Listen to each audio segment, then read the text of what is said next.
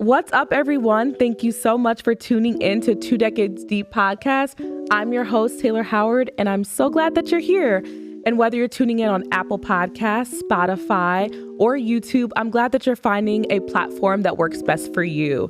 Today, we have a phenomenal episode. We are interviewing Irais. She is a co-founder and CEO of Sin Título, which is an apparel brand based in Chicago, and they champion mental health awareness, social justice for BIPOC through designs and events, including Men Deserve Flowers, Hot Latinas Melt Ice, Amigos Giving, and so much more. Yes. So I'm so glad you're here. Thank you for having me once again. Yes, of course.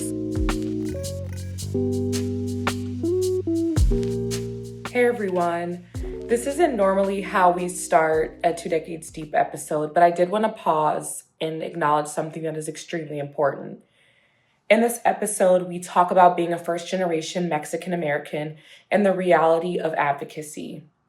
Since we recorded, the situation around immigration enforcement has intensified in ways that are impossible to ignore. We want to say this, and we want to say this clearly.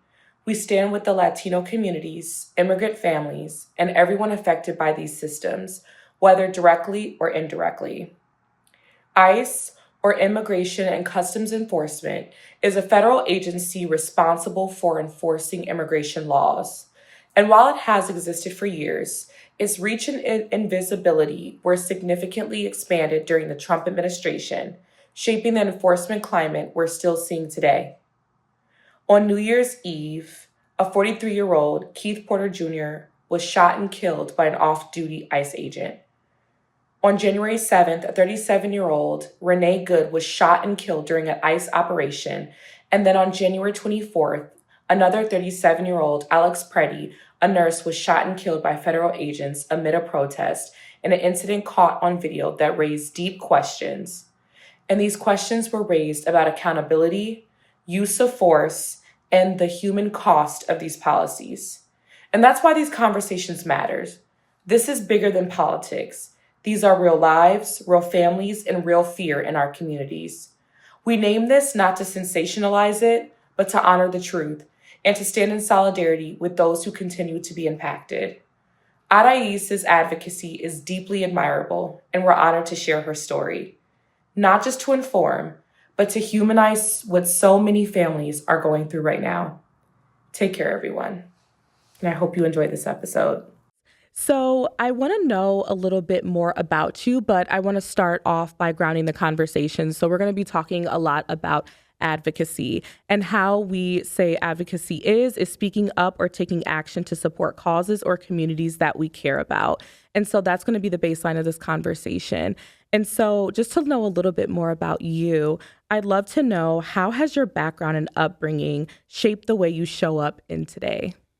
Well, I actually grew up in a small town, northwest suburbs. I know that you're also from the suburbs. And it was under 10,000 residents. It's called Harvard, Illinois.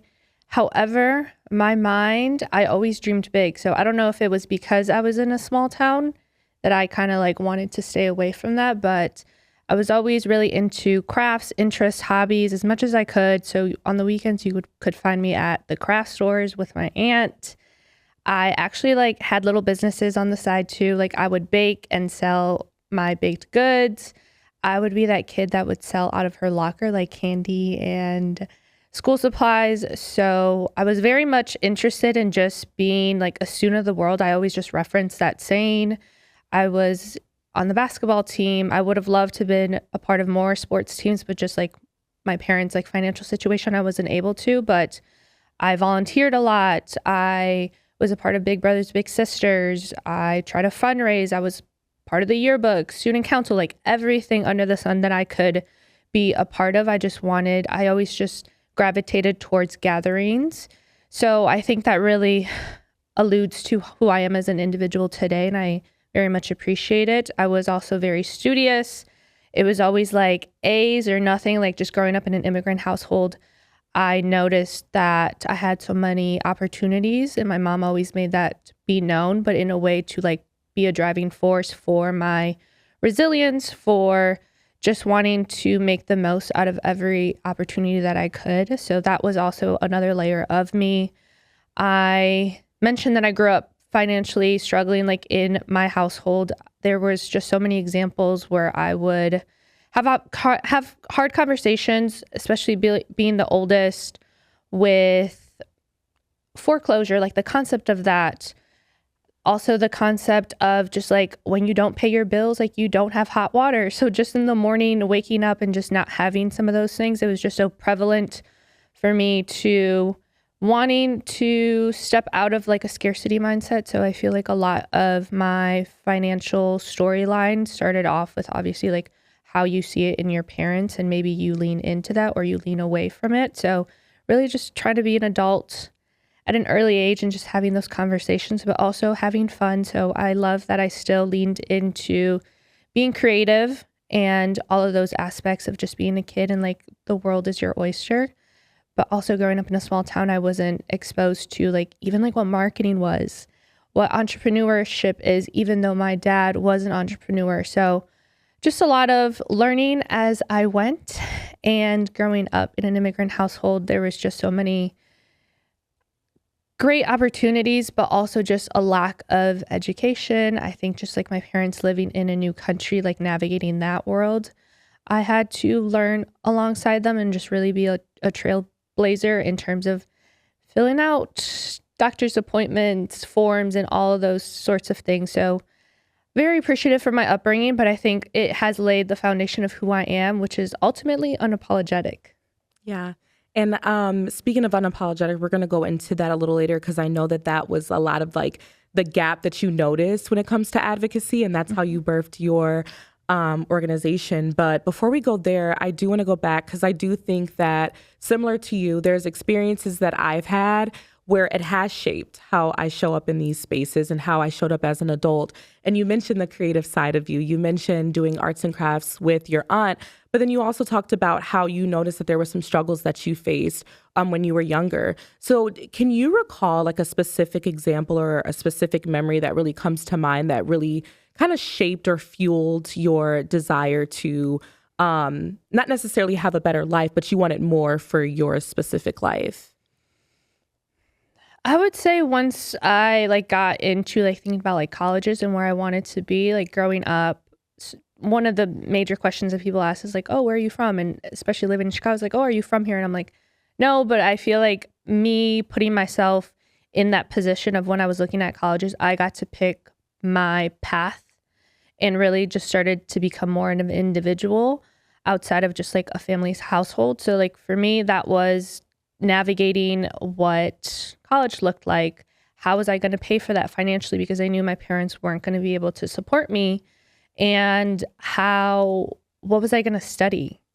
It was a test that I took in high school that told me my personality went really well with marketing. So I'm like, okay, this is my first like me move. Like there were so many things like growing up, like as a kid that you're told what to do. You're told to do this. I was told to be in a leadership position because I was the oldest, and not having like the skill set of like how to navigate.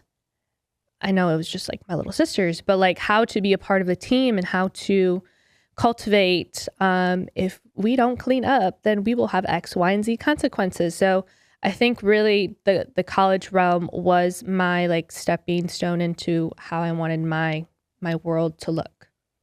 And I'm also an older sister, so I definitely understand, like, it comes also with a lot of responsibility, because you are the trailblazer. You are the one that is essentially doing it for the first time for your siblings. And speaking of responsibility, I actually found a statistic for migrationpolicy.org. And statistics show that children and adolescents from immigrant families do feel this strong sense of responsibility when it comes to not just like taking care of their parents, but also carving the way for the next generation. And so if that is the case for you, I'd love to know, like, how has that shown up specifically when you went to college?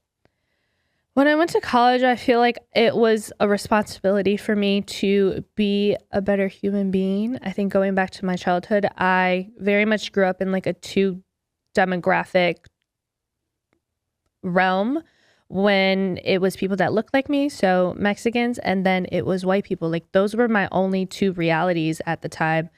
And then coming to college, going to a university, the University of Illinois at Chicago, that is so diverse. I once again, going back to the term like student of the world, I thought it was my responsibility and genuinely to learn about so many people of different backgrounds and just be trying to remove as many borders as I can and just like mindsets and just once again stepping away from like a small town ideology and just knowing that I just wanted to be a better human being at the end of the day. And that meant learning and hearing different perspectives like mine and like people that grew up in different backgrounds too. And with that, I know you mentioned that like growing up, like in a small town, there was either white people or there were Mexican people. And for me, there was like white or black people, and then like there'll be a sprinkle of like my Latina friends as well. But something that I really struggled with when I was younger is just like, where do I fit in my identity and what culture or what the world says about me versus like how I feel about myself. I'm wondering for you, did you ever wrestle with that, especially being a first generation American?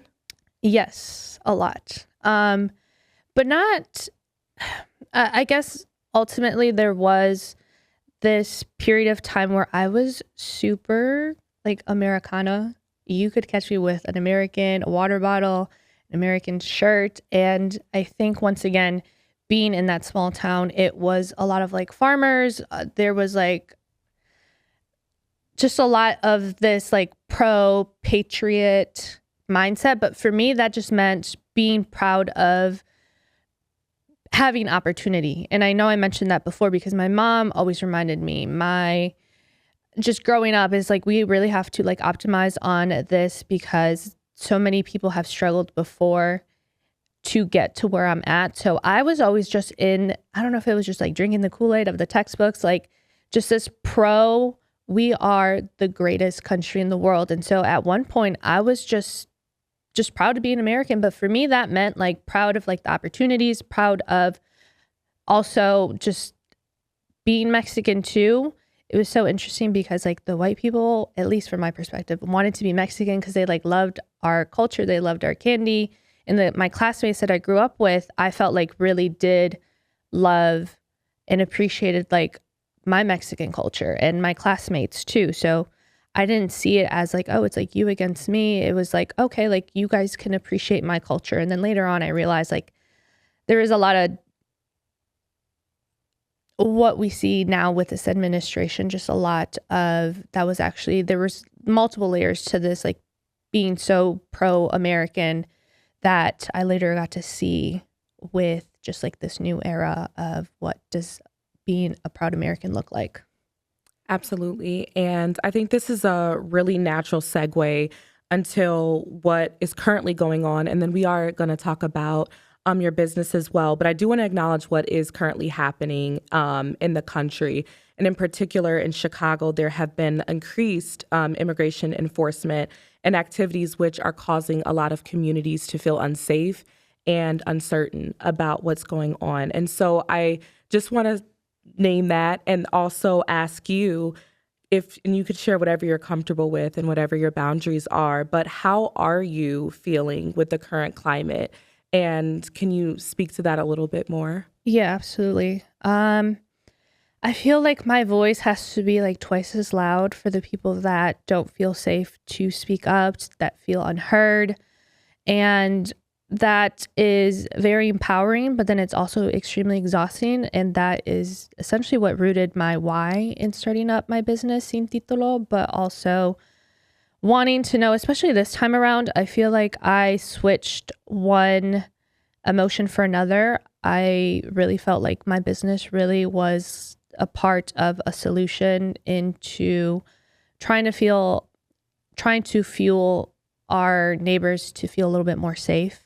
And I'm glad that I'm in a position to have the resources and a platform to do that. So we started up this neighbor to neighbor initiative where we were providing free groceries for folks and even like Lyft gift cards. So for the individuals that still had to go to work, still had to go to school, even to have a way to at least minimize, hopefully, the risk of being essentially kidnapped.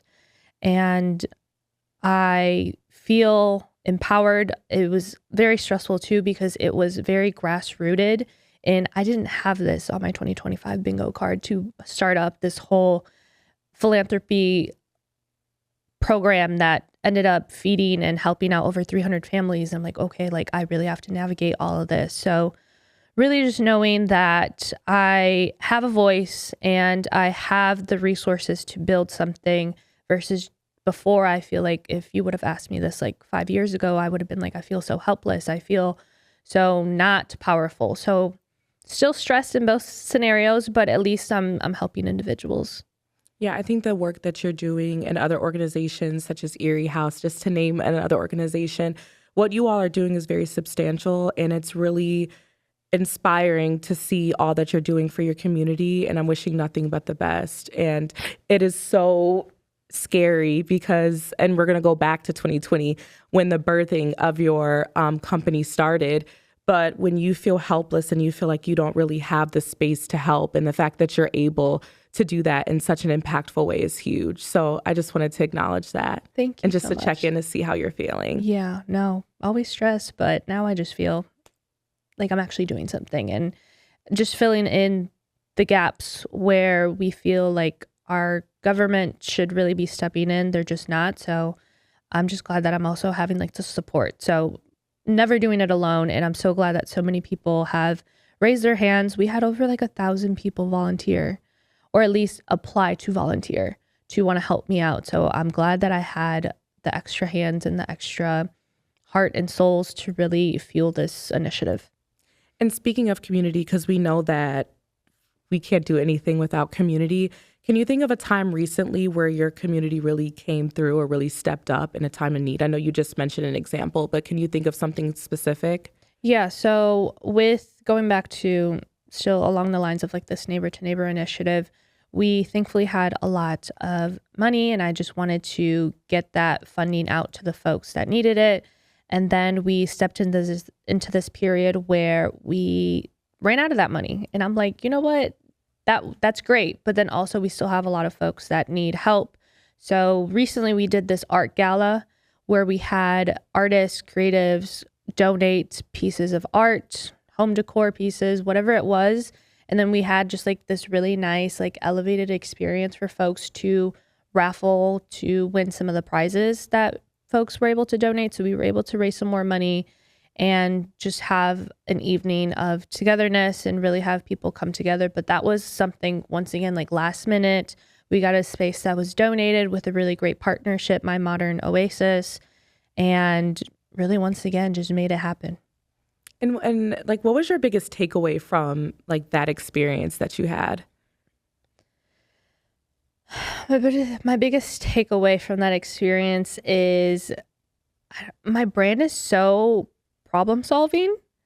It really has been the solution base for so many things, like beyond just like my struggles and what I feel like I need in life or in assistance. But yeah, just knowing that we can really do anything, and staying creative is being radical too.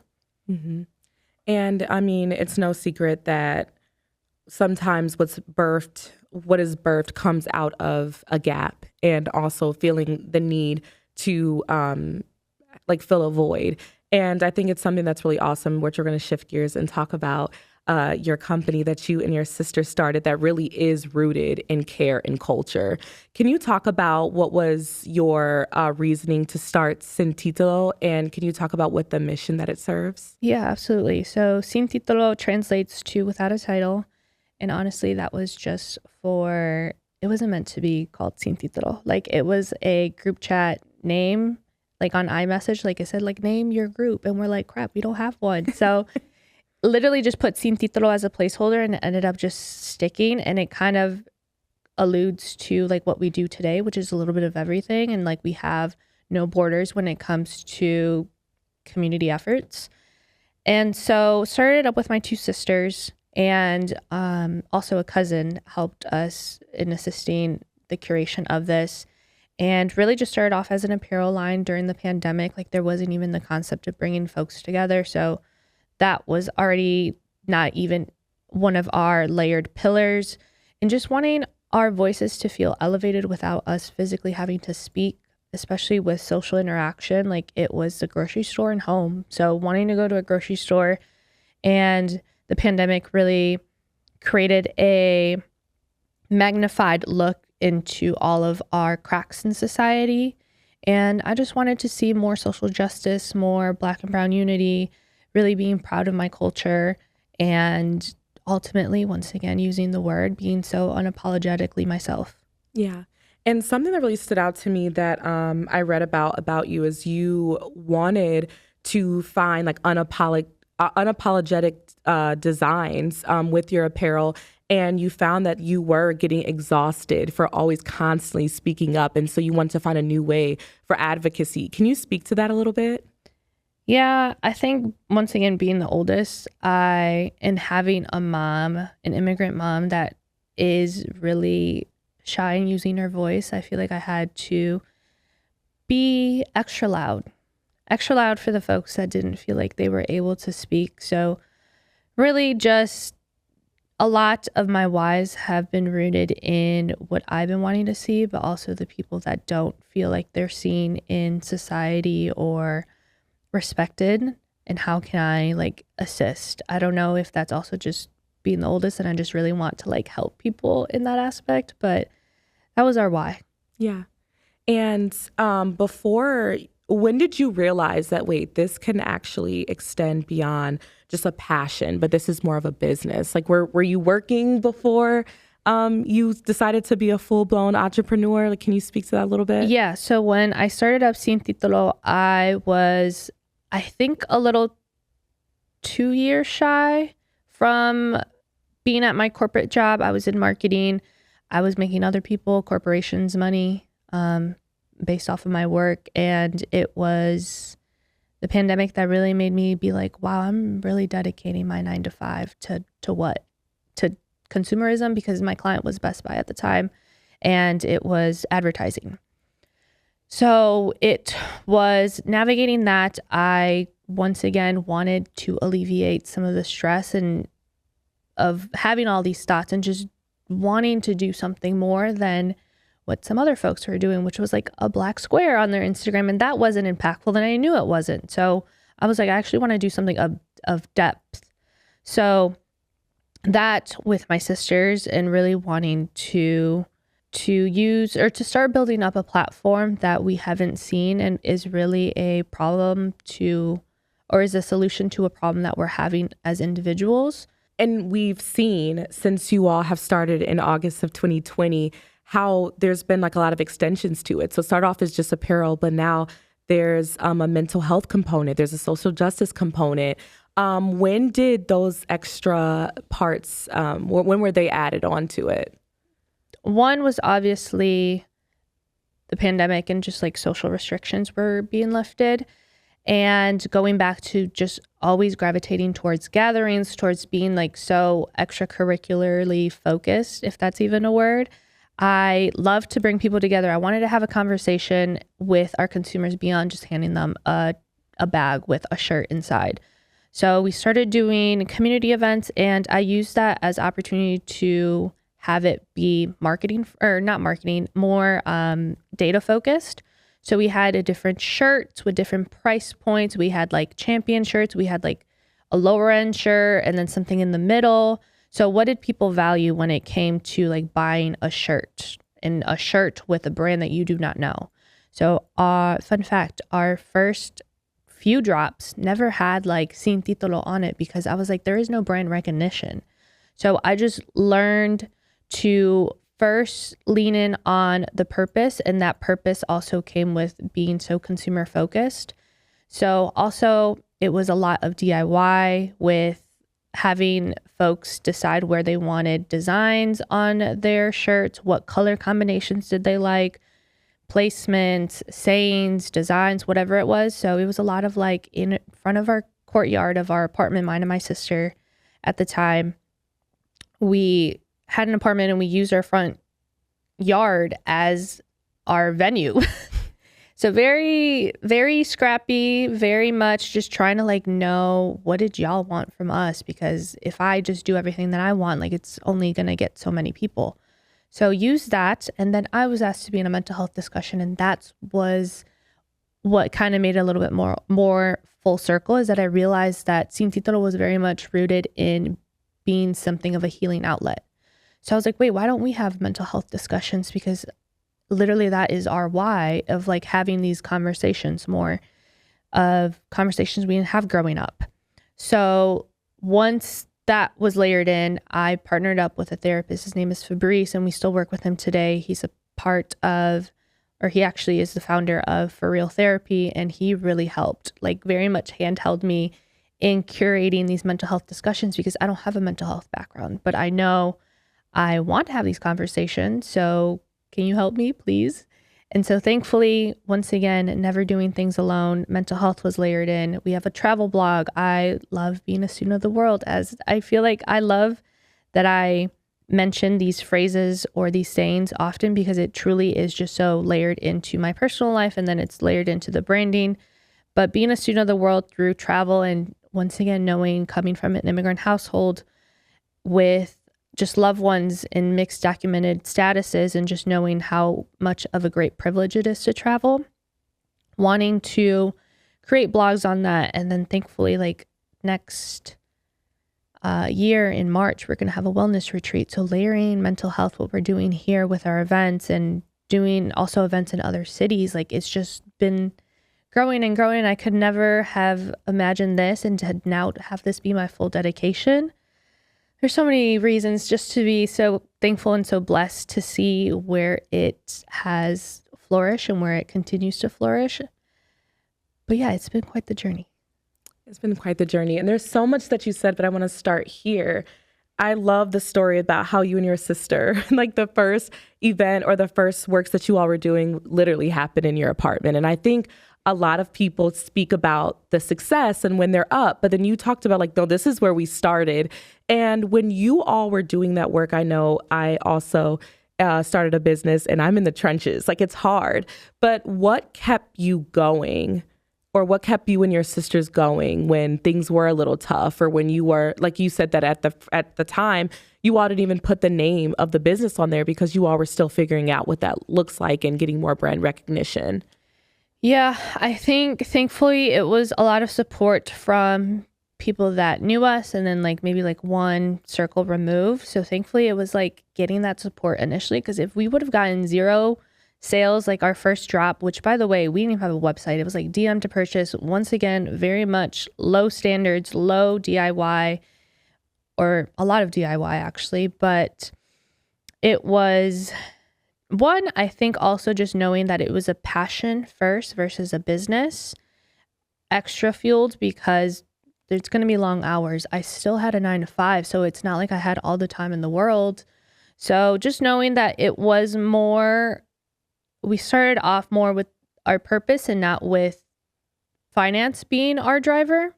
So I very much appreciated that. And I don't know, I'm just like not a quitter. So I just kept on like going. I'm like, no, we can do this. And then it was just like one milestone, and it's like another one. I'm like, I want to do that of what X, Y, and Z people are doing. Like, I want to just keep on going. And I just love that I get to go in whatever direction. I love that we didn't put ourselves in a box and just only stuck to shirts.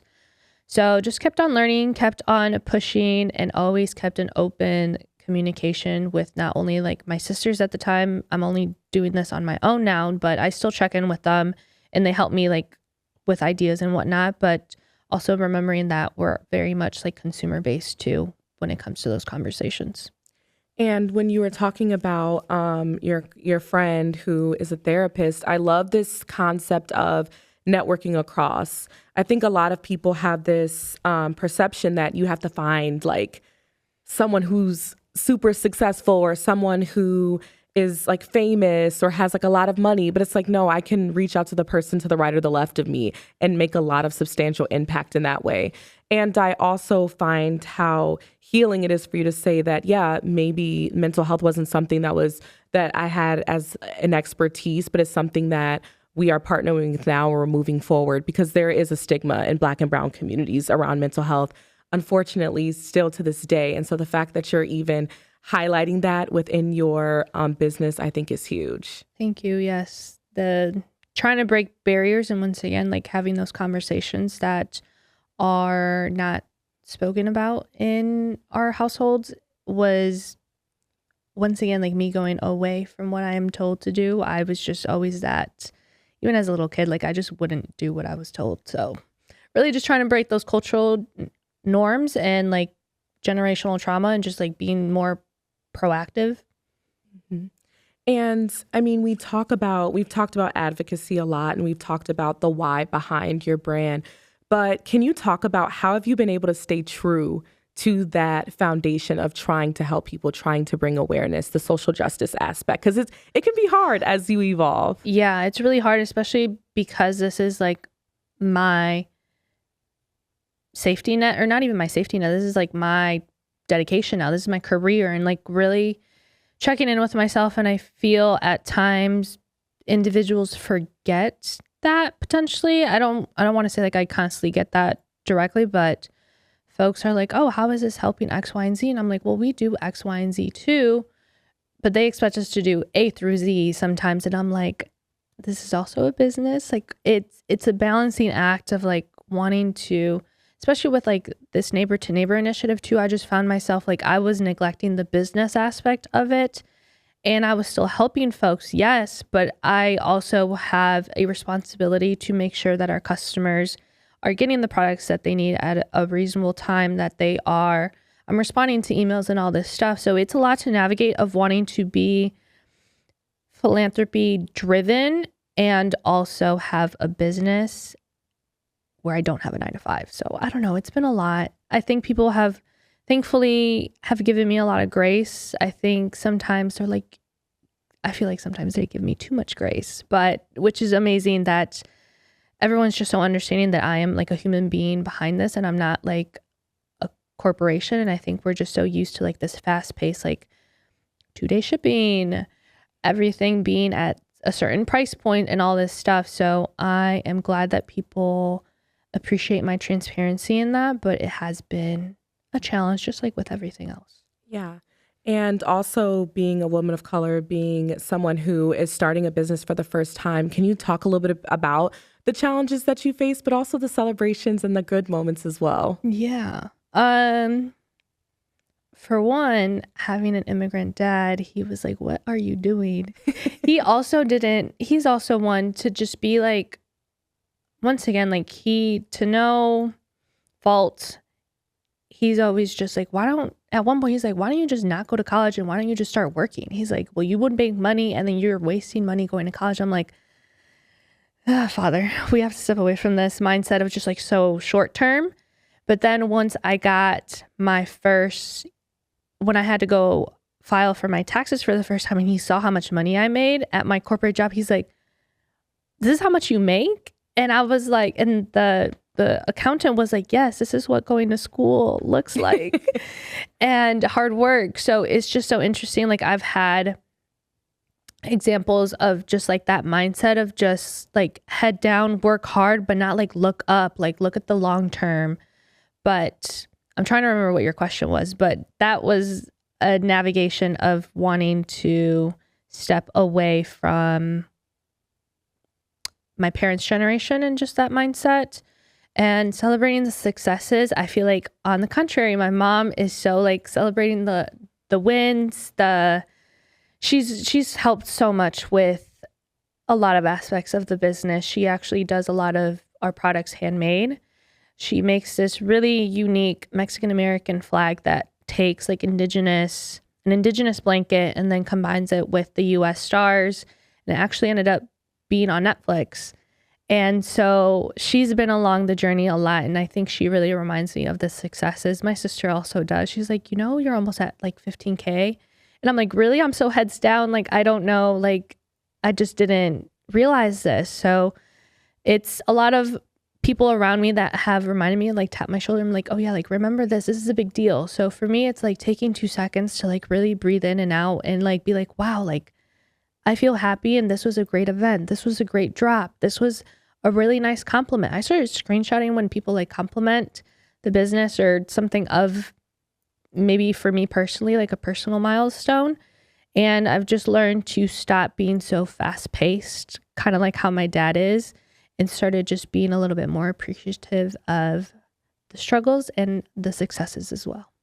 Yeah. And I think that's something that being in America, it's a very rat race culture, and you're always worried about the next thing or the next milestone. But it is important to look back and appreciate like where you are now and being where your feet are.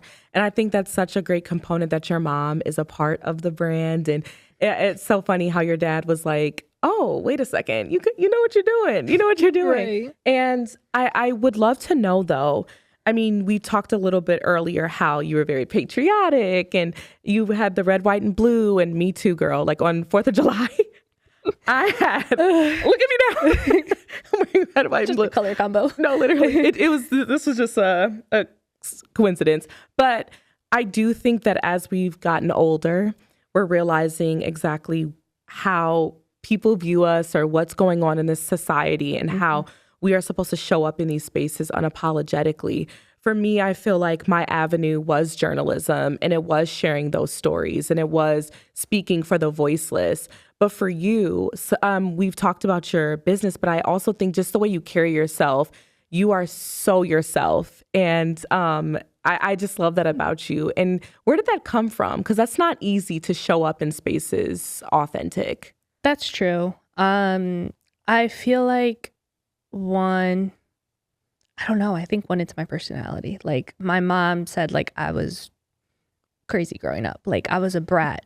But she said, you were such a perfect angel in school though. And I was like, maybe because I knew I had to like, I don't know, do well in school and like I would get, I don't know, whatever that was. But my mom, because she is so quiet and just so like timid, I just knew like I just had to be myself. And that was a lot of like people looking at me weird and saying like, hey, like humble yourself, or hey, like don't do too much. Like I was always just told that growing up. But I think I think it was standing up for people, loved ones. I will say once again, like my mom, just like so much, just knowing like seeing the consequences, unfortunately, of like not speaking up. And I'm like, girl, like if you just said what you wanted, like we wouldn't be in X, Y, and Z. So I, at family parties, would like go up to my dad and be like, mom says like we have to go. And my dad's like, oh no, like I want to stay here. Like, let me finish my drink. And I'd be like, okay. I would take his drink and I would pour it out in front of everyone. And I'm like, why was I doing that? Because I was like, I knew if I didn't do that, we would still have to, my sisters were like passed out on a chair. And I'm like, well, I know if I step up, we can get home sooner. So I don't know. I just knew what I needed to get done meant me stepping up in X, Y, and Z format. But that's just like one example of me like in a childhood scenario of how I've always just been myself. Yeah. And I mean, but that I do think that's an example of like, okay, you've always at your core been like, nope, we're going to get this done and I'm going to speak up. And I think that directly translates into how you are today. And I mean, it's always so interesting, I think, when you think about the experiences you had. I mean, you're in marketing. That directly plays into what you're doing right now. Your background and being in a small town and being able to be creative and making a way out of no way. I think that also shapes how you show up. But can you think of any other experiences that you really look back towards and look back from and you're like, wow, like I would have never expected for my life to be this way? I don't think so. I think I'll have like maybe an example of just like not letting outside forces really influence, because I just had like a very bold personality. I've just been told by so many people, family members, like literally my blood, would make up stories about me or just tell me like, oh, like you need to not talk about your college experiences because I didn't go to college and like that means you're gloating. And I'm like, how do I not talk about my life, you know? So it was, I guess, like those like micro moments of just being like told to not be myself when I was genuinely just, I don't know, like I'm just living me, I'm just being myself. And then there's just so much hatred that people have, and maybe they feel like that is threatening. But thankfully I've been able to weed out a lot of that. And my mom was a really good barrier for like not telling me certain things of like, oh, like this uncle like said X, Y, and Z about you. I've been told I've been I don't know if it was told or if it was supposed to be like in a laughing matter, but I traveled. I still love to travel a lot, but at one point I was traveling frequently. And I had an uncle suggest that I was a drug dealer. And I was like, what is going on? Like, why can't people around me, like, especially my blood, like really be proud of who I am? So I'm just so glad that I've always stuck to being myself and not letting all of that negative talk like really affect me, because it easily could have. Mm-hmm. Absolutely. And I think that's just one of those examples. I mean, we love our families, but I think sometimes it's hard for earlier generations to accept how we are showing up versus like in the resources that you've had and the access that you had that they didn't have. And so I'm really glad that you were able to kind of beat the odds and really just stick up for yourself and keep pushing forward, because that's really hard to exist in a space. And I just think, and I can relate to this, just being a woman of color is extremely difficult. You always have to work twice as hard, and people are always questioning your decisions and how you're showing up and what you're doing. And I just think that it's great how you are existing in this space. I do want to ask, because we are coming close to time, but thinking about your mom and your dad and the struggles and the adversity that they have to face, have they ever told you anything about like how proud they are of you, or what are you most proud of that you've been able to accomplish just from being a product of immigrants? My mom always does. She's growing up. I think I've had two different experiences when it comes to parents. Like one that is so loving and caring and really uses her words. And then my dad, I think he has struggled doing that for himself. So then I think he struggled doing that for us.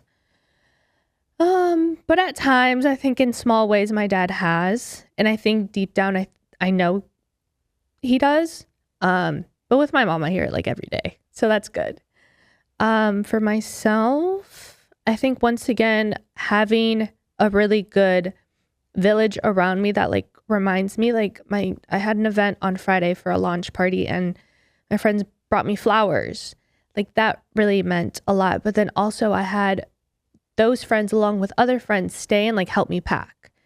And so like those are the moments that I feel proud, because I also feel like I am surrounded by the reflection of like what I pour into others. So then that's really nice. And I don't know, just really just telling myself the things that I lack, which at times is just like self-acknowledgement, and also the accomplishments along the way is just like having to tell myself like 5 times. I started framing things that I'm really proud of with the Men Deserve Flowers initiative, the one that you went to.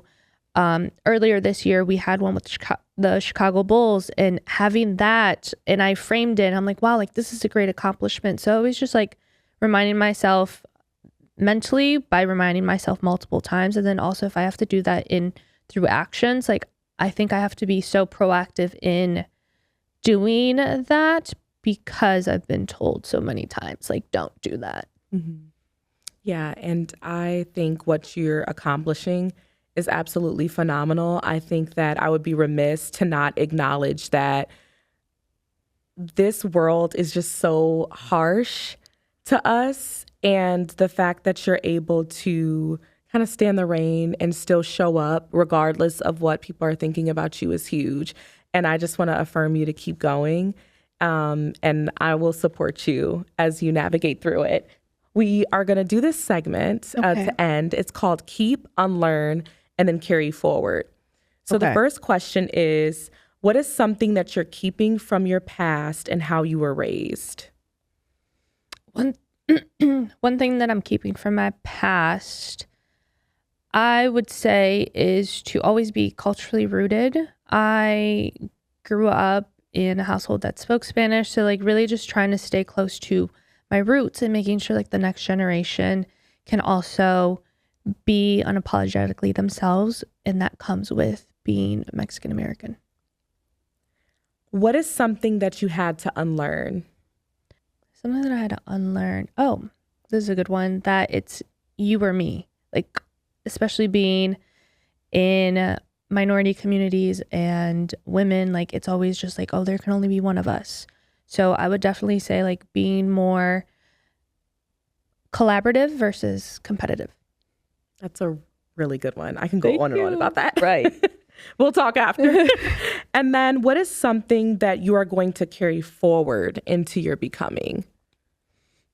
Something that I'm going to carry forward into my becoming is to constantly be an active community member, an active human being at the end of the day. And that means like putting in the actions of what it means to be a good person, to be a good friend, to be a good partner, to be a good loved one, all that. Like it is an active, it's not a noun to be a friend. It is an active verb, in my opinion. And we've talked a lot about advocacy. We've talked a lot about the gaps in our community, the weight of what it means to be a community builder and an activist. But is there any encouragement or hope you can provide for people who maybe are trying to lean into the advocacy space or trying to show up authentically? I would say really speak on your story. People invest in humans and not so like just one-dimensional storytelling, I guess. Like really just see it in all aspects of how you're curating something and your why, I think will really speak volumes if you speak on it. Yeah. Well, I thank you so much for being here. And I want the audience to know, how can we support you? How can we keep up with you all? Well, I would love to see people in person. So we do events from a variety of aspects, and I'm really trying to really make sure that it is marketed and seen that Sin Título isn't just for people that look like me. I think conversations become more beneficial and proactive when it is diverse, and that starts with the conversation and in the people. So would love to see individuals at our events. We also have our online apparel. I love seeing different states and just like how did people come across us and then they actually make a purchase. Like it's been a beautiful journey in that aspect too. So on Instagram, it is at Sin Título Shop. And then our website is sintituloshop.com. And that's where all of our past events are on there, our future events, as well as our online shop. Awesome. Well, we'll be making sure that we stay tuned, and I'm glad to see that it's extending well beyond Chicago, but it's coming nationwide. So I'm really excited and proud of you for that. Thank you, Taylor. Of course. And we know that advocacy can take on many forms: using your voice, creating space, sharing resources, showing up, protecting what matters. We know that advocacy doesn't have to necessarily be loud or public, and sometimes it's quiet, behind the scenes, or builds how you live and work. But at its core, advocacy is caring enough to act. Thank you all for tuning into this episode, and as always, take care and be safe.